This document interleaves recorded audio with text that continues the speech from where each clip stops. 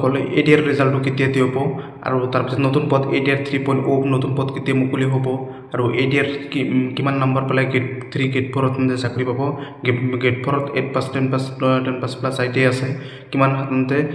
পালে চাকৰি বা ৰিটেন এক্সামত পাস কৰিব আৰু এটা পোষ্টত কেজন মাতিব প্ৰাইভেট টেষ্টটো কেতিয়া হ'ব ফুল ডিটেইলছ এই ভিডিঅ'ত যদি আপোনাক মই ভালকৈ বুজাই দিম যিসকলে প্ৰথমবাৰ ভিজিট কৰিছে চেনেলটো এটা সাবস্ক্ৰাইব কৰি দিব আৰু যিসকলে মোৰ চেনেলটো সাবস্ক্ৰাইব কৰিছে তেওঁলোকক মোৰ অন্তৰৰ পৰা ধন্যবাদ জ্ঞাপন কৰিছো আৰু যিসকলে তেওঁলোকে সাবস্ক্ৰাইব কৰা নাই তেওঁলোকক মই সকলোকে অনুৰোধ জনাইছো যে চেনেলটো সাবস্ক্ৰাইব কৰি দিব বন্ধুসকল ইতিমধ্যে এডিআৰ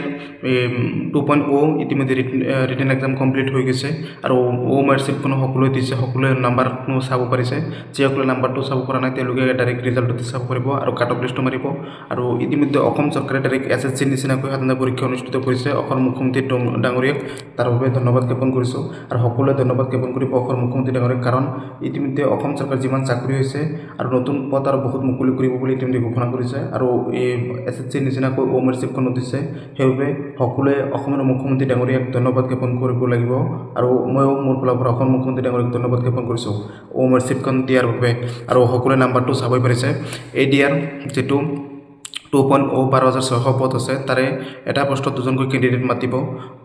প্ৰত্যেকটো পোষ্টতে দুজনকৈ ক্যান্ডিডেট মাতিব তাৰ পিছত মৌখিক পৰীক্ষা অনুষ্ঠিত হ'ব আৰু প্ৰতিটো বিভাগতে মৌখিক পৰীক্ষা 15 মাৰ্কৰ অনুষ্ঠিত হ'ব আৰু প্ৰতিটো বিভাগতে 8% হক 15 মাৰ্কৰ 10% হক 15 মাৰ্কৰ অনুষ্ঠিত হ'ব আৰু 12 পাস গেট 3 হক গেট 4 থকা ড্ৰাইভাৰ ভেকেন্সিতে হক সকলোতে 15 মাৰ্কৰ পৰীক্ষা অনুষ্ঠিত হ'ব মৌখিক পৰীক্ষা আৰু প্ৰথমতে ৰিটেন এক্সামৰ ৰিজাল্টটো কেতিয়া দিয়া হ'ব বন্ধুসকল ৰিটেন এক্সামৰ ৰিজাল্টটো 100% মুখ্যমন্ত্ৰী ডাঙৰীয়া কৈছে ফেব্ৰুৱাৰী মাহৰ 11 সপ্তাহ বা মাৰ্চ মাহৰ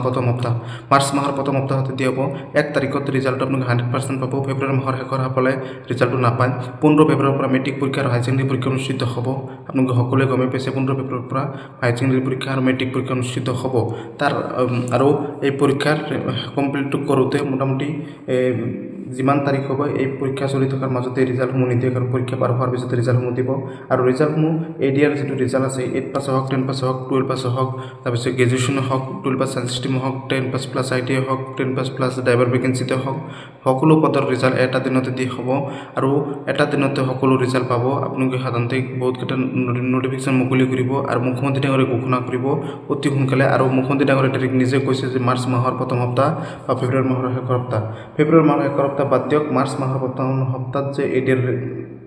8 পাস 10 পাস 12 পাস গ্ৰেজুৱেশ্যন সকলো পদৰ যে ৰিজাল্ট পাব 100% পাব আৰু এটা পদত দুজনকৈ ক্যান্ডিডেট মাতিব আৰু নতুনকৈ এডিআৰ বহুত পদ মুকলি হ'ব সেই বিষয়ে আপোনাক মই জনাইছো কেতিয়া মুকলি হ'ব কেতিয়া এপ্লাই হ'ব আৰু এডিআৰ ইতিমধ্যে নিযুক্তিসমূহ 10 মে তাৰিখে নিযুক্তি দিয়া হ'ব আৰু অসম পুলিচৰ যেটো ৰিটেন এক্সাম হ'ব সেই ৰিটেন এক্সামটো সাধাৰণতে ফেব্ৰুৱাৰী মাহতে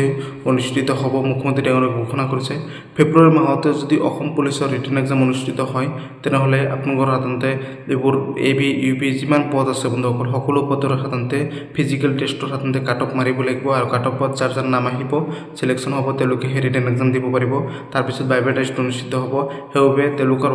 আগতে কাট অফ লিষ্ট মাৰিব যিসকলে ভাগত পৰিব কাট অফ লিষ্টত ভাল নাম্বাৰ পাইছে তেওঁলোকে ভাগত পৰিব ভাগত পৰাৰ পিছতে তেওঁলোকক ৰিটেন এক্সামত এটা পোষ্টত 4 জন বা 5 জন ক্যান্ডিডেট মাতিব আৰু অসম পুলিচৰ ৰিটেন এক্সামত 5 জন মাতিব পাৰে আৰু এটা পোষ্টত 5 জন মাতিব পাৰে আৰু কিন্তু এডিআৰ যেটো আছে গেট 3 গেট 4 হেতু কিন্তু এটা পোষ্টত 2 জন মাতিব এজন ফেল কৰিব ফাইনাল লিষ্টত এজন পাস কৰিব যিসকলে কাট অফ লিষ্ট মিলিব তেওঁলোকে এজন পাস কৰিব এজন ফেল কৰিব কিন্তু অসম পুলিচত কিন্তু ৰিটেন এক্সাম 5 জন মাতিব তাৰ পিছত ভাইভা টেষ্ট আছে তাতো কৰিব সকলোৱে গমে পাইছে আৰু ইতিমধ্যে এডিআৰ যেটো মুখ্যমন্ত্ৰী ডাঙৰীয়াই ঘোষণা কৰিছিল যে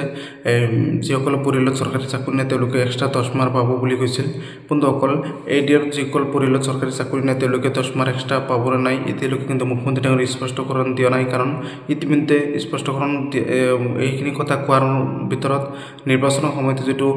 সভাত ঘোষণা কৰিছিল যে 10 মাৰ্ক এক্সট্ৰা দিয়া হ'ব আৰু মুখ্যমন্ত্ৰী ডাঙৰীয়াই নিৰ্বাচনৰ সময়তে ঘোষণা কৰিছিল তাৰ বাহিৰত কিন্তু এতিয়ালৈকে কোনো ধৰণৰ তাৰ পিছত ঘোষণা কৰা নাই কিন্তু মুখ্যমন্ত্ৰী ডাঙৰীয়াই যেটো কয় এটো কিন্তু কৰি দেখুৱাই আৰু হেতু কৰে এটা কামো বাদ পৰা নাই যিখিনি কৈছে যিখিনি কাম মুখ্যমন্ত্ৰী ডাঙৰীয়াই কৰিব বুলি কৈছিল সকলো কাম কিন্তু ইতিমধ্যে মুখ্যমন্ত্ৰী ডাঙৰীয়াই নিজে কৰিছে আৰু ময়ো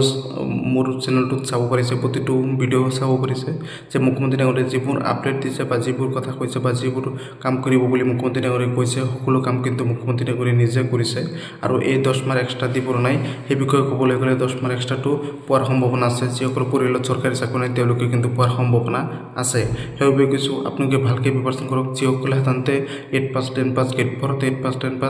পাছ প্লাছ আই টি আছে তেওঁলোকে যদি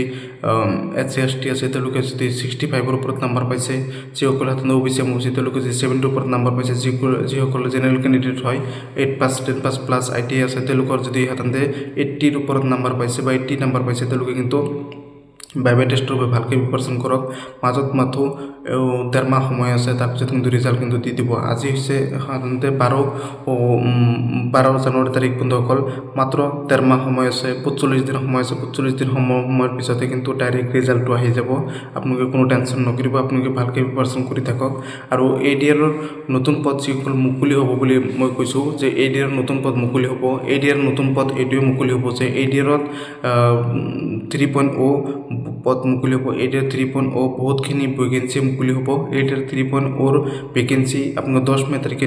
যেটো অসম চৰকাৰৰ 34,700 পদ নিযুক্তি দিব অসম পুলিচ হওক ADR হওক স্বাস্থ্য বিভাগ হওক DME হওক যিমান শিক্ষক পদে হওক যিমান নিযুক্তি দিব নিযুক্তি দিয়াৰ পিছত কিন্তু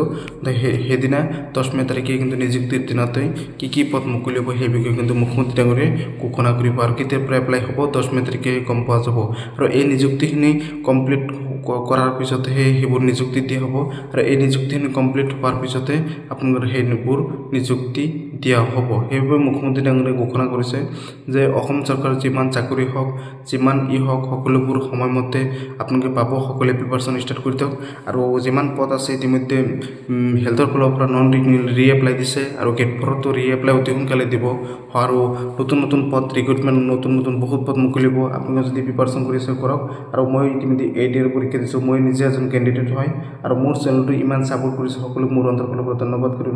জ্ঞাপন কৰিছোঁ মই যিমান পাৰোঁ কষ্ট কৰি আপোনালোকক মই ভিডিঅ' দিম মই প্ৰতিশ্ৰুতি দিছোঁ আৰু সময়মতে সময় আপডেট অনুসৰি আপোনালোকে প্ৰতিদিনে সময়মতে ভিডিঅ' পাব মই প্ৰতিশ্ৰুতি দিছোঁ সকলোৱে শ্বেয়াৰ কৰি দিব চেনেলটো ছাবস্ক্ৰাইব কৰি দিব আৰু ADR নতুন পদ ADR 3.0 বহুতখিনি পদ মুকলি হ'ব কোনো টেনশ্যন নকৰিব বহুতখিনি পদ মুকলি হ'ব একেবাৰে কোনো টেনশ্যনে নকৰিব বহুতখিনি পদ মুকলি হৈ যাব আৰু ADR 3.0 বহুত পদ মুকলি হ'ব সেই পদসমূহৰ এপ্লাইটো 10 মেৰ পিছতে অনুষ্ঠিত হ'ব তাৰ আগতে কিন্তু ADR 3.0 যি পদ মুকলি হ'ব এই পদসমূহৰ কিন্তু কোনো ধৰণৰ এপ্লাই নহয় বন্ধুসকল সেইবাবে কৈছোঁ আপোনালোকে ছাপোৰ্ট কৰিব আৰু মই প্ৰতিটো সময়তে আপোনালোকে আপডেট দিবলৈ চেষ্টা কৰিম আৰু আপোনালোকে মোৰ চেনেলটো সকলোৱে ছাবস্ক্ৰাইব কৰি দিব যাতে সময়মতে সময় সাপেক্ষে সকলো সময়তে আৰু মুখ্যমন্ত্ৰী ডাঙৰীয়াৰ প্ৰয়োজনীয় সকলো আপডেটসমূহ আপোনাক মই সময়মতে দিম প্ৰতিশ্ৰুতি দিছোঁ আৰু ADR নতুন পদে হওক আৰু কেনেকৈ কি কৰিব লাগে পুৰণি প্ৰশ্ন কাকতে হওক সকলোবোৰ সময়মতে আপোনাক মই প্ৰতিশ্ৰুতি দিছোঁ সকলোবোৰ পাব বিনামূলীয়াকৈ কোনো ধৰণৰ মই মোৰ চেনেলটোৰ পৰা কোনো ধৰণৰ মই কোনোদিনেও প্ৰমোশ্যন নকৰোঁ কোনো ভিডিঅ'ৰ জৰিয়তে প্ৰমোশ্যন নকৰোঁ সকলোৱে চেনেলটো ছাবস্ক্ৰাইব কৰি দিব আৰু সময়মতে দৰকাৰী আপডেটবোৰ সময়মতে পাব আৰু পুৰণি প্ৰশ্ন কাকতবোৰ সকলো পাব যিসকলে ADR 3.0 দিব তেওঁলোকে কিন্তু পুৰণি প্ৰশ্ন কাকতবোৰ মোৰ চেনেলৰ পৰা সকলোৱে বিনামূলীয়াকৈ পাব